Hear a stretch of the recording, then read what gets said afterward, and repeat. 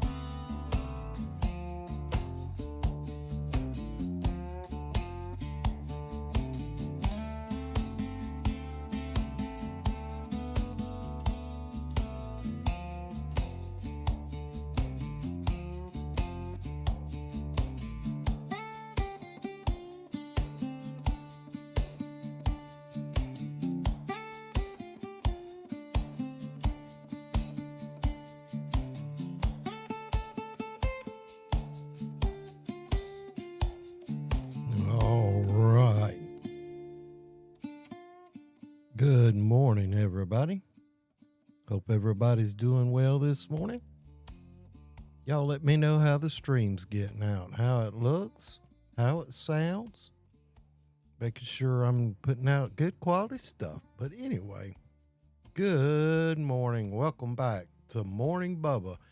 We're here every Monday morning at 5 a.m. to get you motivated, get you moving in the right direction, have conversations about the challenges that are in front of you, and just general how you doing out there. But anyway, we're glad to have you this morning. Trying to get the things organized, get myself organized, and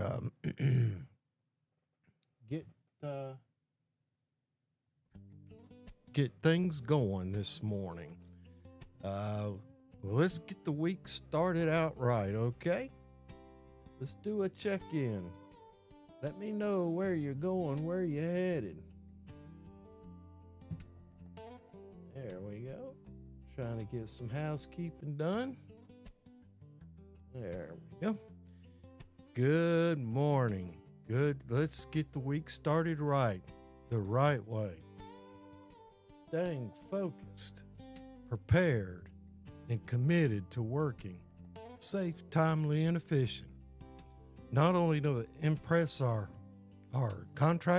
workers, excuse me, not only to impress ourselves, but our co-workers, our clients, and our employer. Let's make sure we get out there and do the job right. Let me turn that down just a bit. Today I've been doing a series over on the other channel. You can see it right there.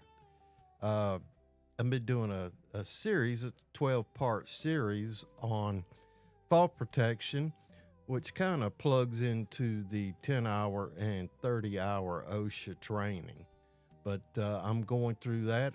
I think we did our 6th video in that 12-part system this week, and it is about personal fall arrest systems. Some of you hear it called PFAS.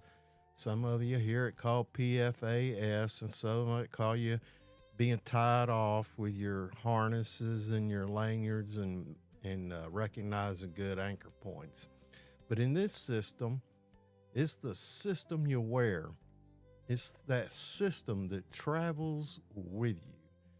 It's the system that's there when everything else fails.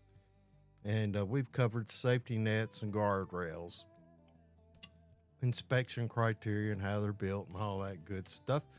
But anyway, the PFAS, or the personal fall arrest system, that includes your things like your harness, your lanyard, and your anchorages. And when it's set up right, it doesn't stop a fall, it saves a life. Well, let's go ahead and do the roll call. Where are you headed this morning? What trade are you repping? I want to hear about you, what you're doing. You hanging still? Are you in the demolition business? Are you in the concrete business? You in the framing business? Painting? Stucco? Sheetrock? I want to hear what you do out there. But anyway, we're going to be talking a little bit about the personal fall arrest system. And it is the system you trust with your life and should never be an afterthought. Always protect yourself. Do an assessment of the work you're going to be doing. And if being tied off is required, then make sure your system is in good order. You've inspected it. Get it ready to be used. Anyway, here we are. Good morning. It's the Morning Bubba. Go ahead and send me a message and let me know where you're going and what you're doing this morning. I need to clear my sinuses. Hang on just a minute. It's early in the morning for me too, fellas. You know how it is. You get up in the morning having to clear your sinuses, and looking forward to that first cup of coffee. I know I am. It'll be about another hour or so before I get that cup. But anyway, glad you're here this morning. Glad you're with me. Go ahead and say hello. Give me something to go on here this morning. You know, I'm trying to build this channel for us to get together every week and have an opportunity to discuss the challenges that are in front of us and see if we can't get our heads right as we get our week started, because I want you to do a good job and to be safe, to come home to your families each and every day. Besides all that, your wife needs you to come home and clean the dishes, take out the trash, cut the grass, tend to the children while she puts her feet up after a long day of work. So let's get after it, boys. I always try to have a phrase of the week. And this week's, the phrase is doing what is right, even if it makes others mad. Can I get a shout out? Doing what's right, even if it upsets others. Now, there's right ways and wrong ways to do a lot of things. But when it comes to doing things right, when it comes to being safe, it's your duty, even if it upsets other people, to call something out. If you see a coworker taking a shortcut, whether it's with safety or production or anything like that, call it out. You don't want to be the one who's attached to poor workmanship or unsafe behavior.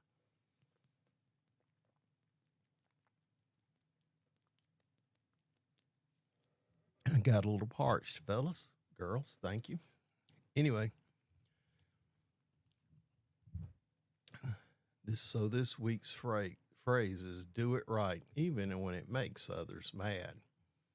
Sometimes doing the right thing means maybe slowing down production, slowing down the job, speaking up when others stay quiet. I've seen that on the job before. Everybody looking at something they know is wrong and they go to cover it up and I'll, hey, what are you doing? Don't do that. Fix that before you put that sheet. Yeah, so what that?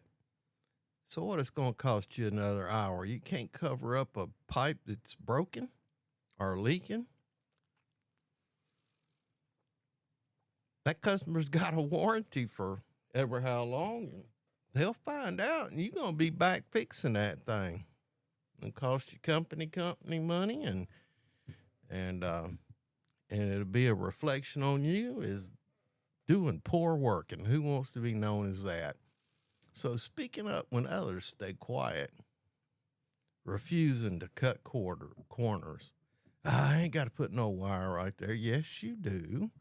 If you're forming concrete, that needs structural support, and you're going to put that wire in there. You're going to put that rebar where it belongs. You're going to do it the way that the plans call for it to be done.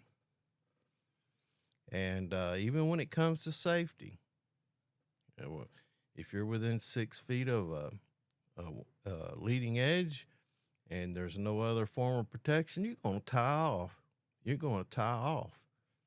No, you're not going to. No, not just for a minute. You're going to take the 10 minutes and go get your harness and you're going to tie off.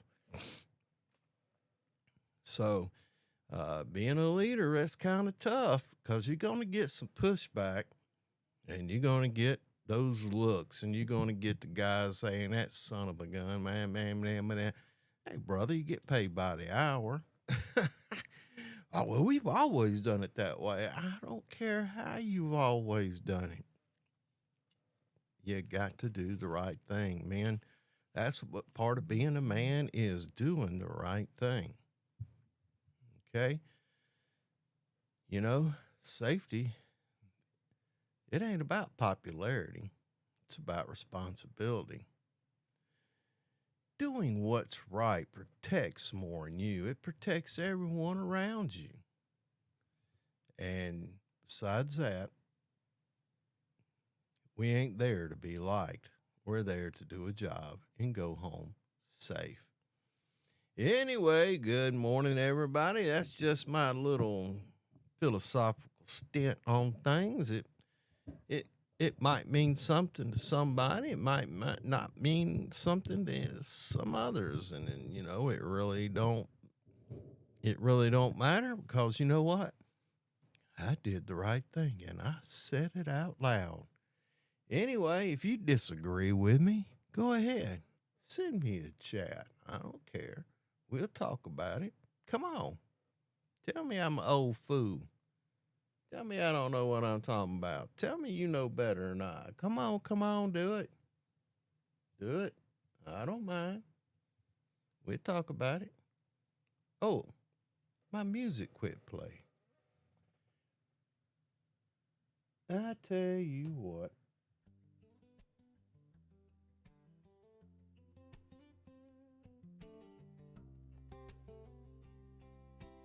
All right. I try to make a little background music just to fill in the blank spots. Been fooling around with some song programs, and I've had some songs in my brain for a while, and I've decided to start putting them down. If y'all want to hear some of what I've been doing, I try and play the intro. You know, I used to spend a monthly subscription, I think that's the right word, for these where I can get background music and music for my videos. And I'm thinking, you know, these knuckleheads are always playing games, you know. You can only use it on this video. If you want to use it on another video, you got to pay another fee. And then I've heard the horror stories where if a channel gets successful, then they come back and want to charge you to use that music you've been using for 5 years. All of a sudden they want a piece of the action, and I didn't want to deal with it.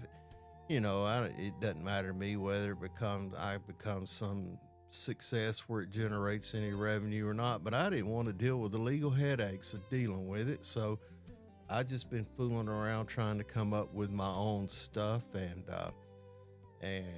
express additional avenues of creativity besides being here with you. I've got other creative activities I like to do, and so I thought I would just go ahead and delve into it. And I've been coming up with some stuff, and you'll hear it in the intros and the outros and during the playback, during our conversations, you'll hear a little background stuff, and it's mostly stuff I've been fooling around with and generating on my own. If you like any of it and you find it interesting, hey man, let me know you think I'm doing all right, or give me a thumbs down. I don't care. I want to hear it. I just want to hear something from somebody.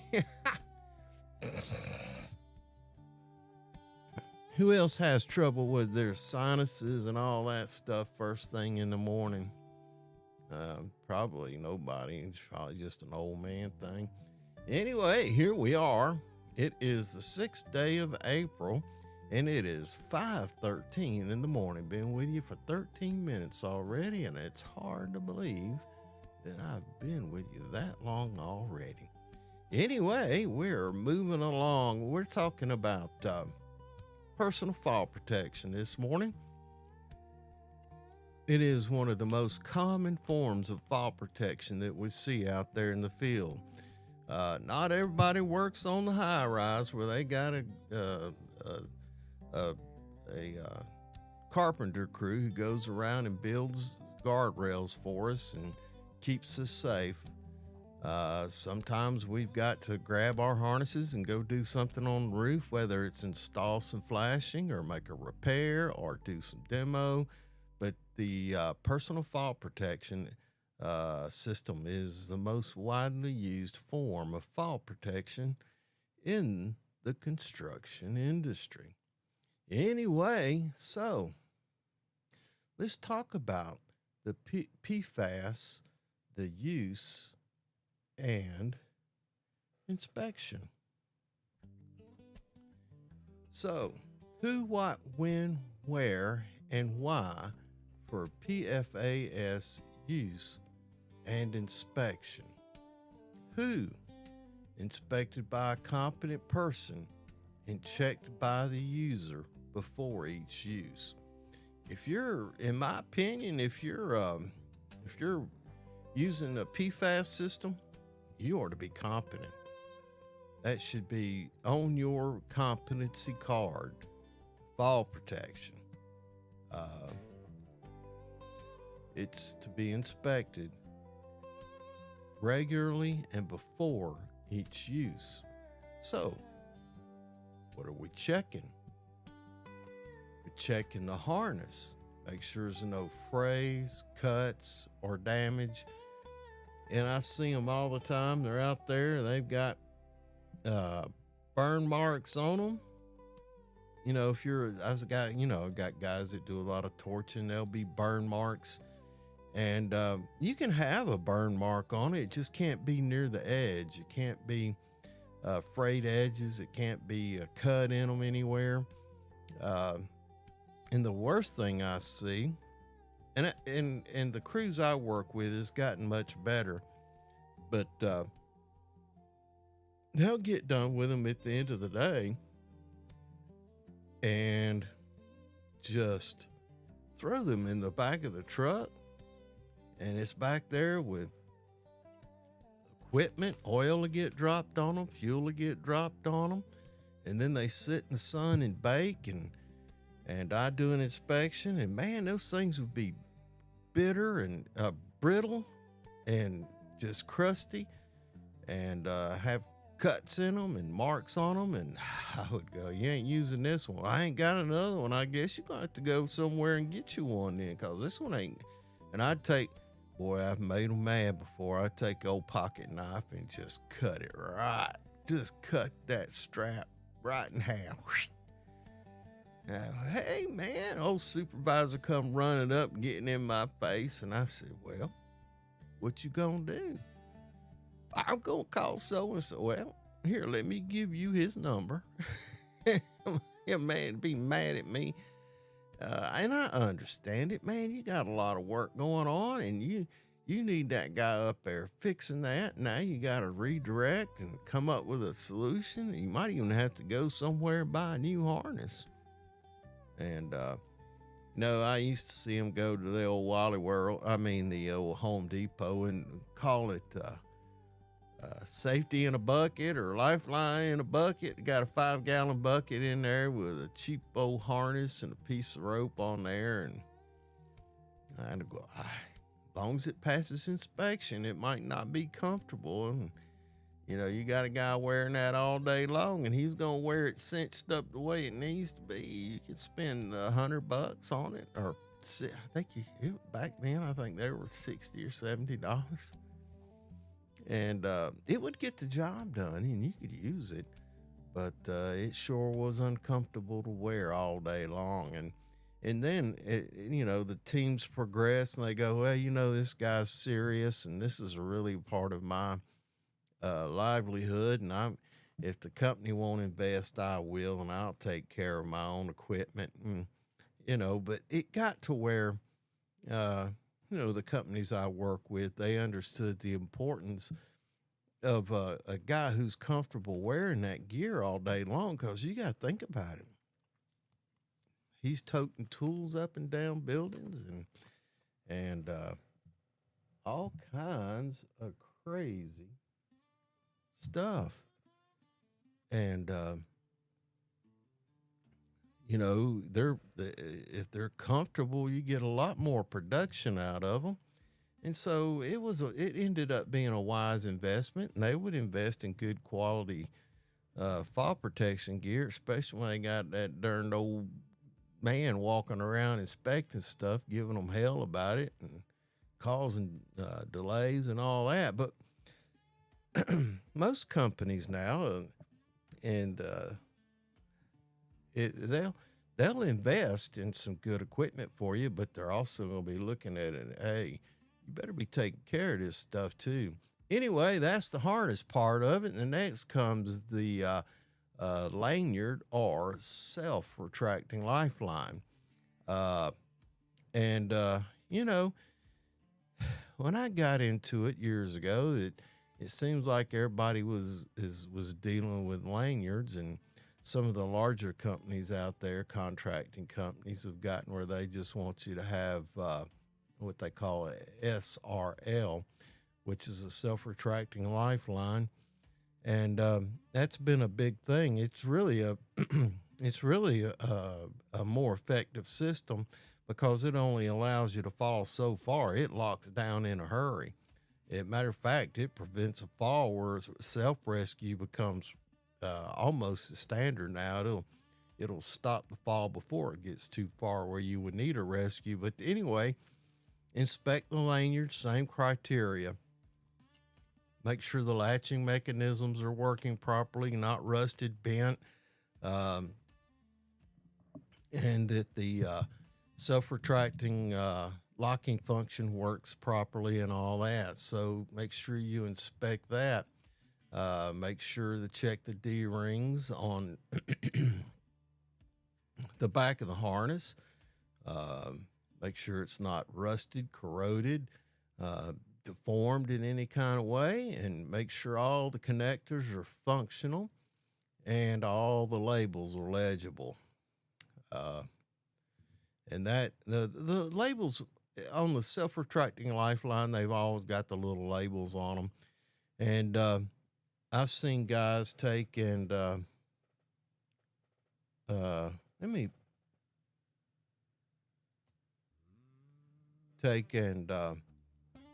put tape on them and just protect those labels because they could get rubbed off and you get some crotchety old man like me walking by and I can't read when the manufacture date was or what the criteria is on that label. I'm liable to put that thing out of service. So take care of your equipment so that the labels remain legible. And when do you expect it? Always before each use. And after you have any kind of fall, make sure that you inspect it. And then periodic formal inspections. And a lot of companies require that too, that they want to see a periodic formal inspection. And then where do we wear these at? We wear them when we're doing elevated work, working near open edges, doing steel erection, roofing, anywhere fall protection is required. And why? Hell, we all know why. Because when a fall happens, a PFAS is the last system standing between you and the ground. And if that gear fails, there's nothing left to save you. Yeah, I've heard that story before. I could catch myself. No, you can't. Let me give you the dynamics of a fall. Suppose you're working on the edge of a building. You say, I can catch myself. And you trip. Okay? By the time it takes 1 second for your brain to go, I have tripped. It takes another second for your brain to say, I need to do something about it. And another second for that brain to put something into action. So 3 seconds have elapsed. And when the body falls, it falls at, 162 feet per second square? It falls at a quicker rate than you can do anything to stop it. I'm sorry, you are not Superman. So anyway, be careful. Make sure you inspect your equipment. That is your last line of defense. All right. How's everybody doing this morning? Talking about fall protection. When you get to your job site today, it's Monday morning. Most people have their toolbox safety topic meeting on Monday mornings. Now, the toolbox safety topic meeting, it's most companies, and per OSHA standard, what's going on is when you have a toolbox safety topic meeting, it's part of the required OSHA where that you're trained, do safety training. You have to have documented safety training on a periodic time, in a periodically. And when they say periodically, they mean weekly or monthly or some daily. It depends on the company, but it has to be a periodic safety training. Well, that Monday morning toolbox safety training is an opportunity for the supervisor to gather together the guys and have a conversation about a particular safety topic. And that's part of what I do is I generate these toolbox safety topics on the channel right there, so that you as a supervisor, or if you're now, when I'm assigned to a project, I normally ask somebody, say, hey, anybody interested in doing a toolbox safety topic for me? I'd like for you to be actively engaged, and foremen are normally required to do that kind of thing. So if you volunteer to do this kind of work, then your chances of moving into a foreman position or a supervisor position is highly increased. And so I'll get guys that will do it, and they say, "Well, what do I talk about? What do I need to talk about?" And I'll help them. I say, "Well, what's the biggest challenge on your job site?" And they'll say, "Well, we're doing this, this, and this." And I say, "Well, uh, it sounds like you're doing a lot of work with your hands, and you're installing some HVAC, or you're taking out HVAC, and what are some of the hazards there?"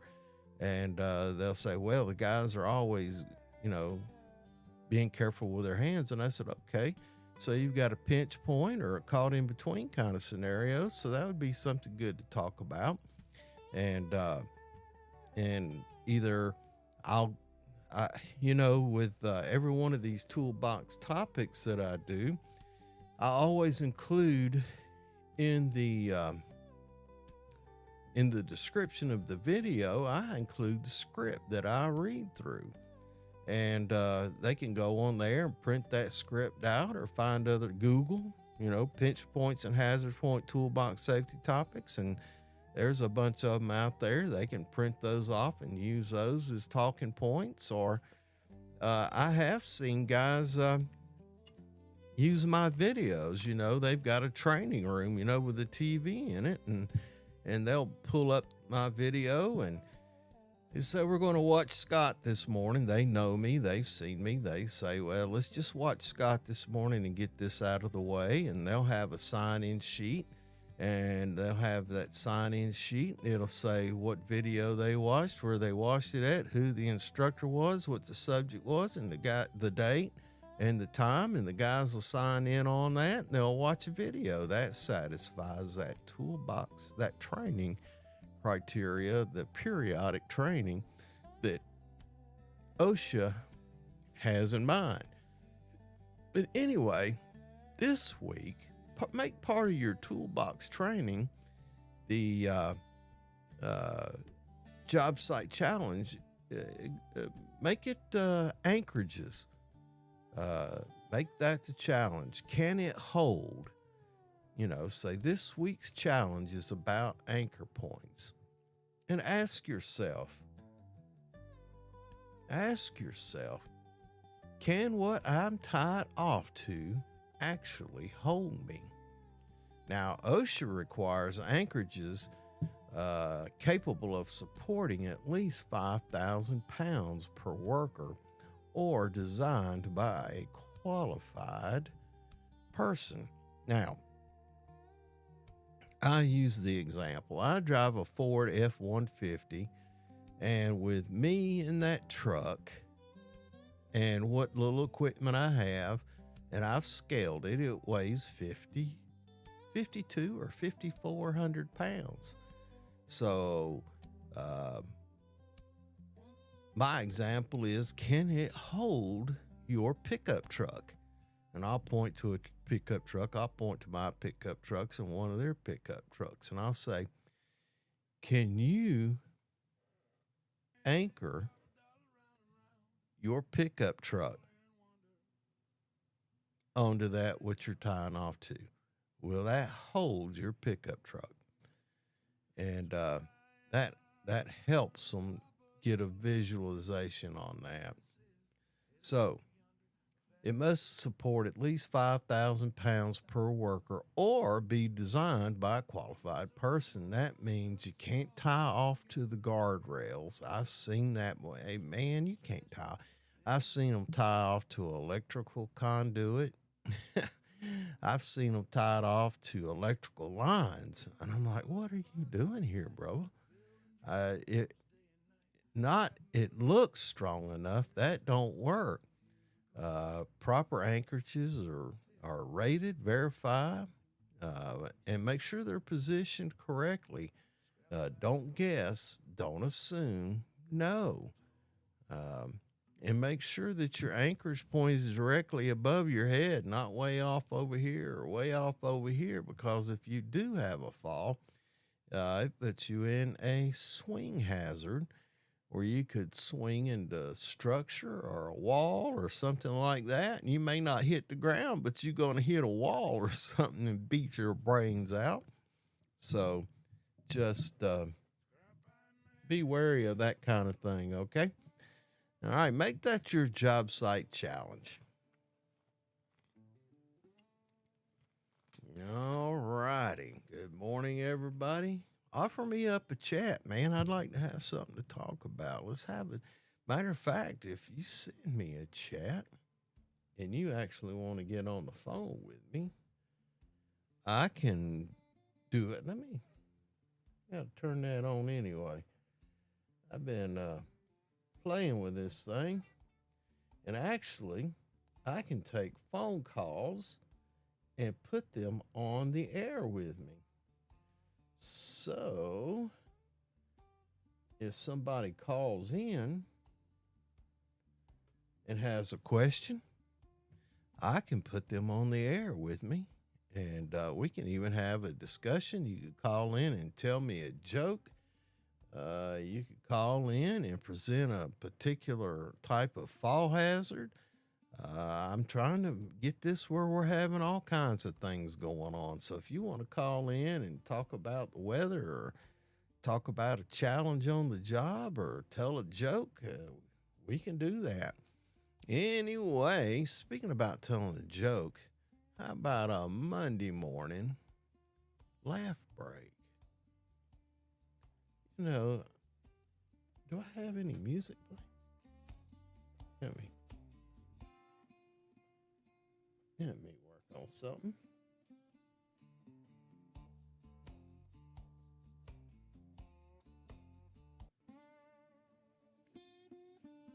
There we go. Anyway, why did the harness break up with the worker? Because he never committed. I don't understand that one. I got I got a lot of pleurophoria. Girlfriend, my goddess of knowledge and sharing. I guess I need to tell her to quit making them clean. I guess I don't know. Anyway, how come a good worker doesn't argue with gravity? I know why. Gravity always wins. Anyway, moving along.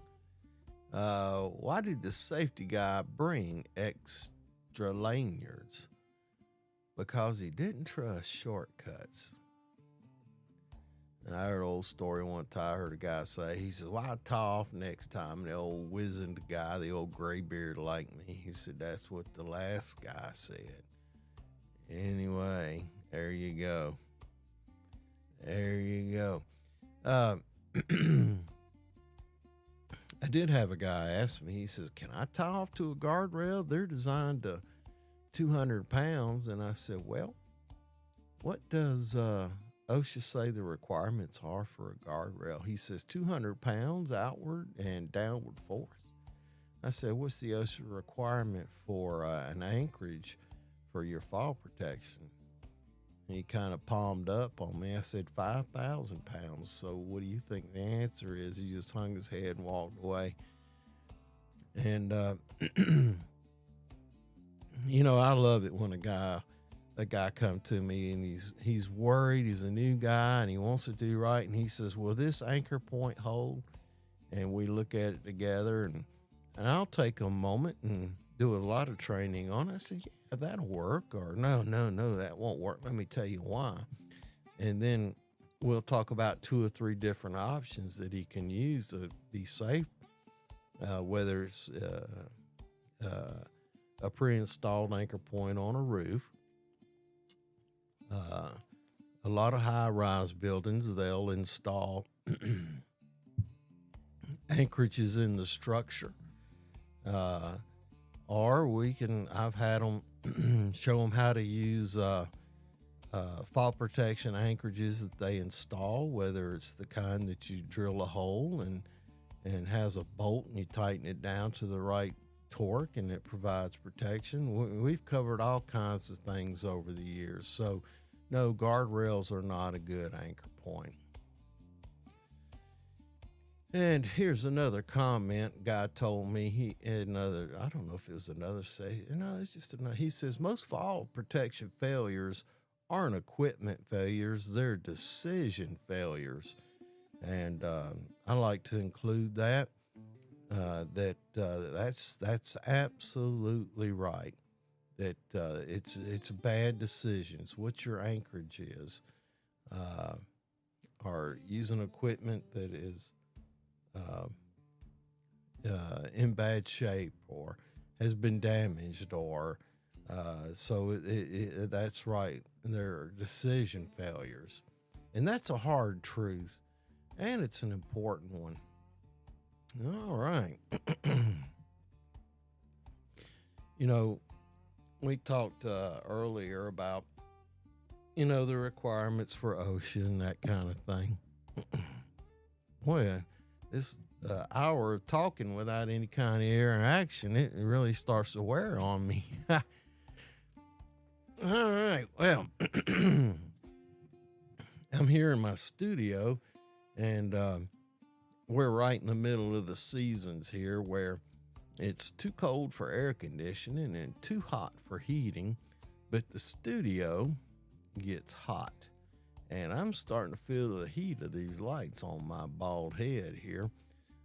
But without lighting, you don't get good video. Anyway, that neither here nor there. So we talked about the requirements that OSHA has for training. And another thing that, us as leaders, if they don't understand the purpose of these safety things that we talk about, whether they're pinch points caught in between, struck by, fall hazards, which we're on this morning, it's sometimes about motivation and education. And these younger guys, boy, they're full of piss and vinegar. They're young and something, but they're working under assumptions of their high testosterone levels that they're invincible. And it's our job to motivate them to take safety seriously. Now, motivation, it's not about yelling or lecturing. I see that all the time. These young safety guys, they come in and they've got their fancy equipment and safety glasses and the latest safety gear on, and they're looking sharp and fresh out of the shower, coming on the job site, and they march around and point and talk and point and talk, and then beat feet back to the trailer for the until sometime after lunch, and they're doing important things like trying to write policy or trying to or write reports about the corrections they made this morning. Saw Joey standing around and being indecisive or not tying off properly. He just said, don't tie off there and walk away without any kind of training. That's not motivation. That's not leading by example. That's something different. But as a leader, you got to lead by example. And they're right. They come out there in their safety gear, but when the hard hat is shiny and the gloves aren't used, now, I guess I'm guilty of that. My gloves don't get used much anymore. But my vest is dirty because I'm rubbing against something, leaning over something, talking about something. My jacket and all that, it's normally got stains on it where I've been in the field. But leading by example, being out there, being consistent. Me, I tend to spend more time in the field than most guys, even if I'm just walking and looking and saying good morning and ask people what they're doing and how they're going to do it, asking what their work process is, and just being consistently out there, and speaking with respect, and when I'm speaking with them, like they're the expert. I want you to tell me, so help me understand is normally what I say. Help me understand what you're doing here, because and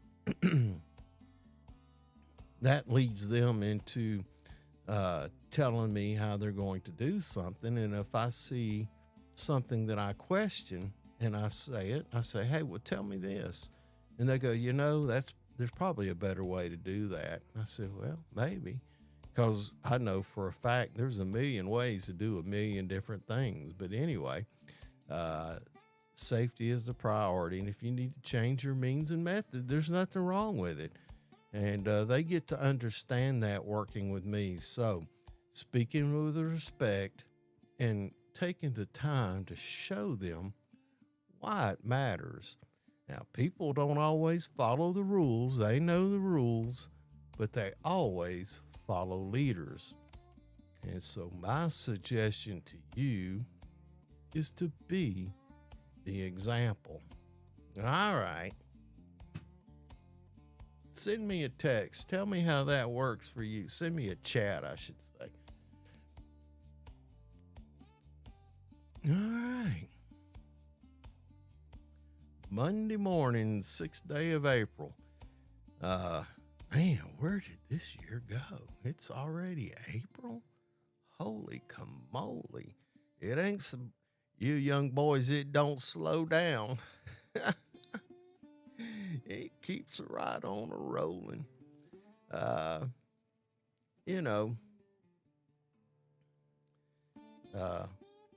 Had an old professor in college one time. Man, he was old dog. Well, he looked old. When you're 20, 60 years old looks kind of old. And he was probably in his 70s, and he was an early American history professor, and he had kind of a lisp. And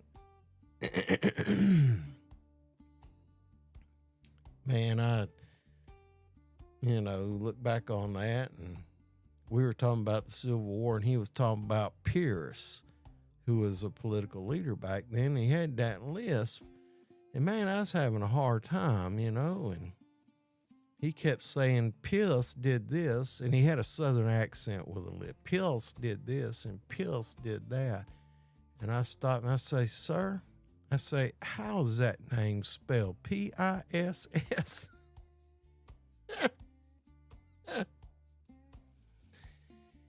Anyway, he kind of made an example out of me there.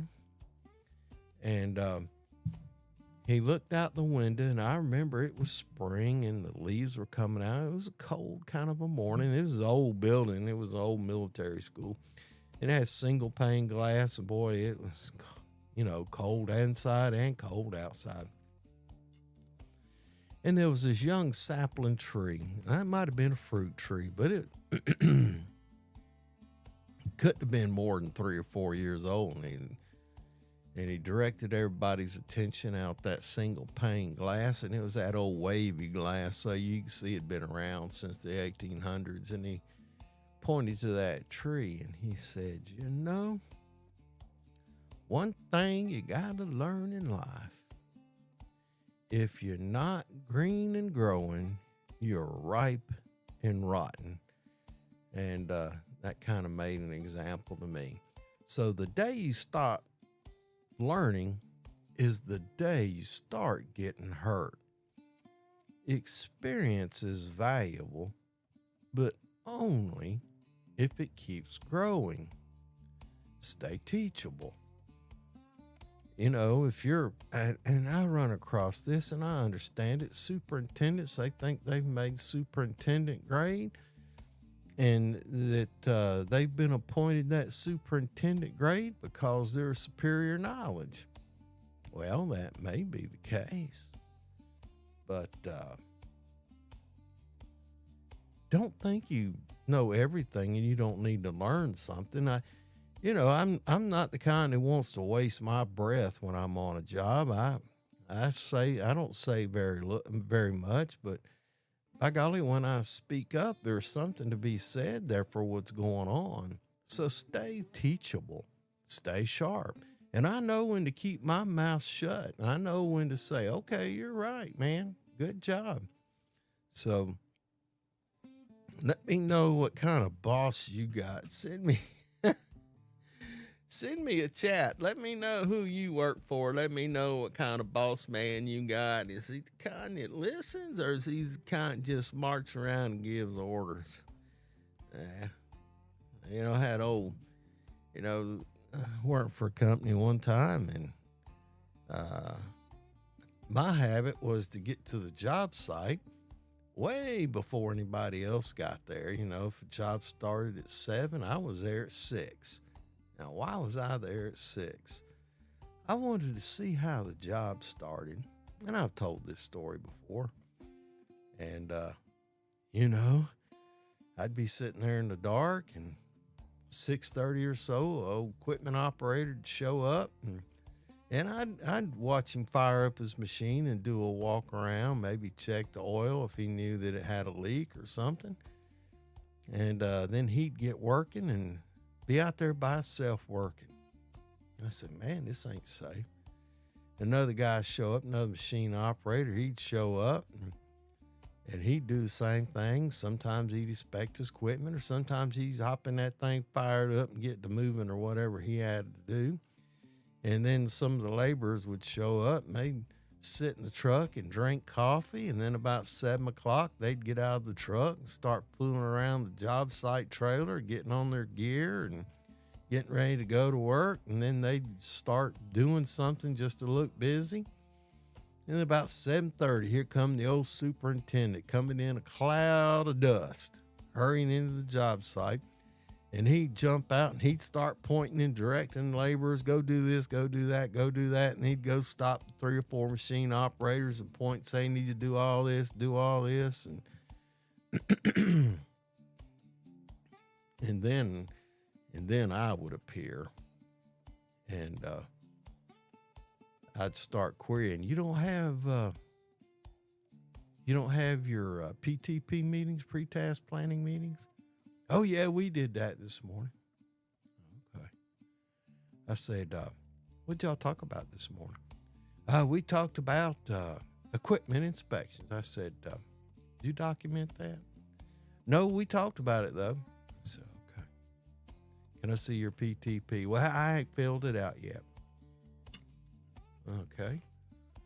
You got your EH&S handbook? I think I got one around here. Need to dig around in a box and find it. And I said, first aid kit? And he said, yeah, there's one in my truck. I said, let's go look at it. Find the old box under the seat and open it up, one Band-Aid in there. I said, okay. I said, you got 3 guys out there. They don't have any safety glasses on. He said, I told them boys. I said, you got safety glasses for them? It ain't my job. They supposed to have their own safety glasses. I said, no. It's employer's responsibility to provide required safety gear if it's required. And then we have to provide it. He says, what? And I'd say, let's go back and look at your EH&S. We'd go look at it. He'd get madder, and then I'd just have to back off. And I would do my report.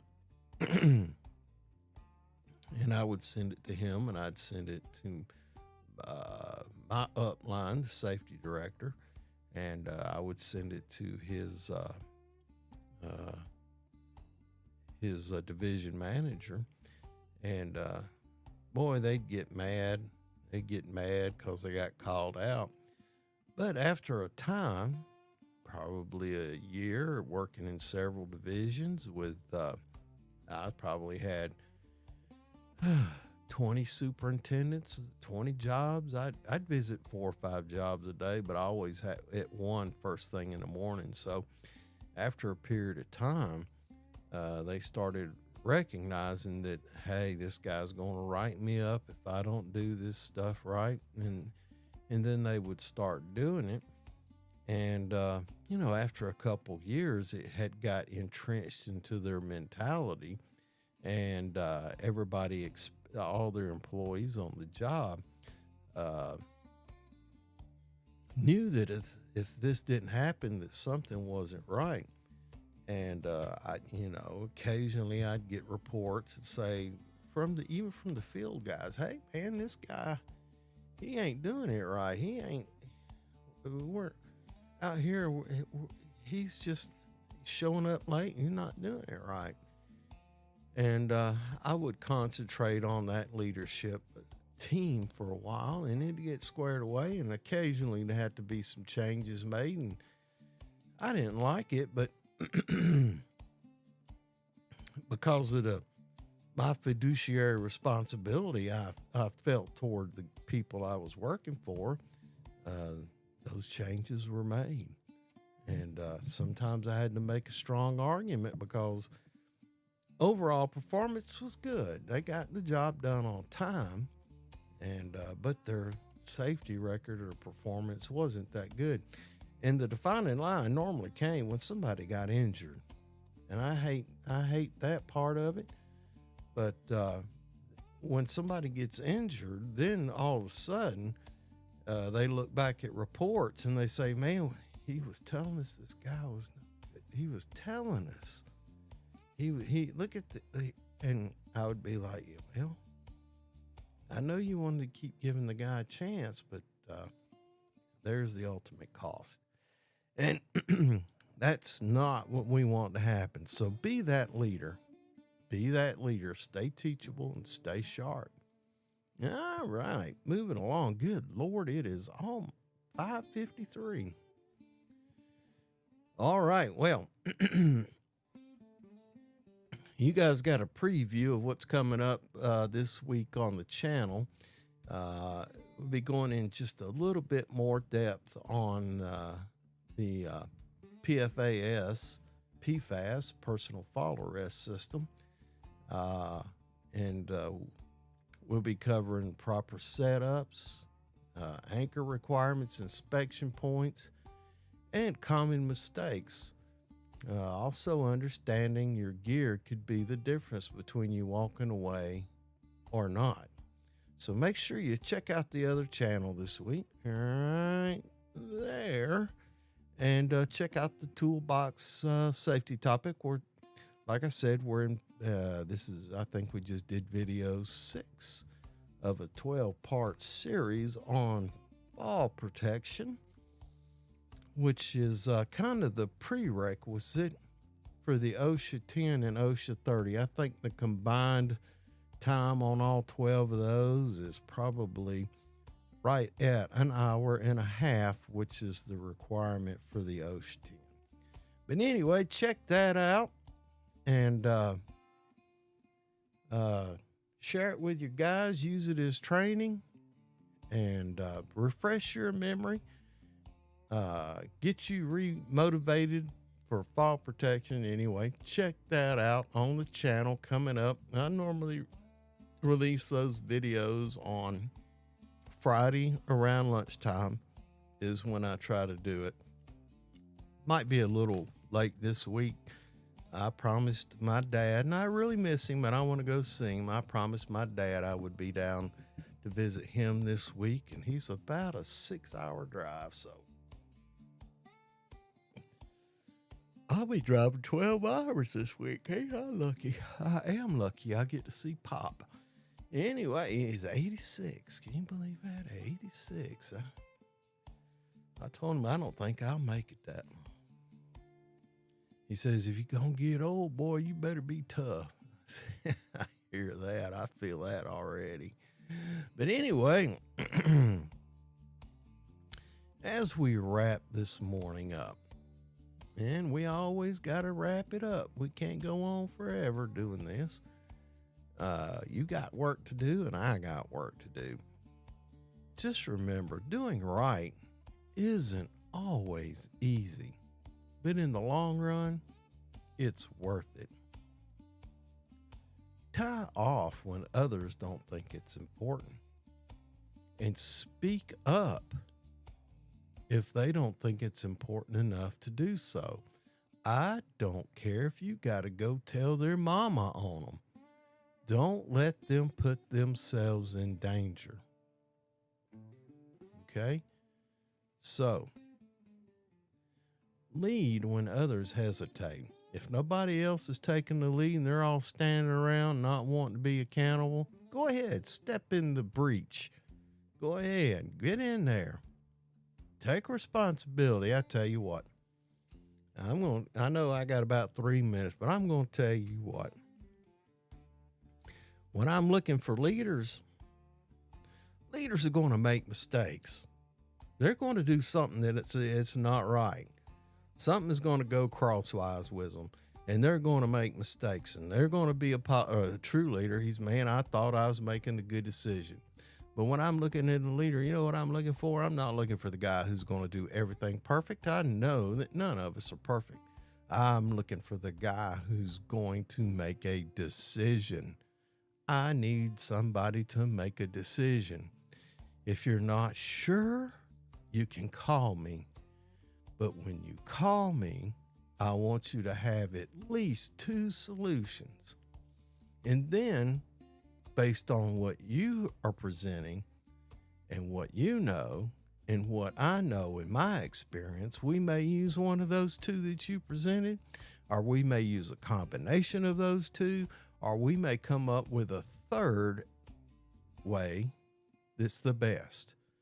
But make a decision. Don't stand around and don't let me walk up and go, well, we didn't know what to do, so we sat down and we was waiting on somebody to tell us what to do. Don't do that. Don't do that. Be a leader. Lead when others hesitate. Because someone, especially in safety, because someone is always waiting for them to come home. All right, boys and girls, time to conclude this. Keep it safe, timely, and efficient. And as I always say, have a grateful day. And you know what? We will see you next time. Have a grateful day, guys. Call me if you need me.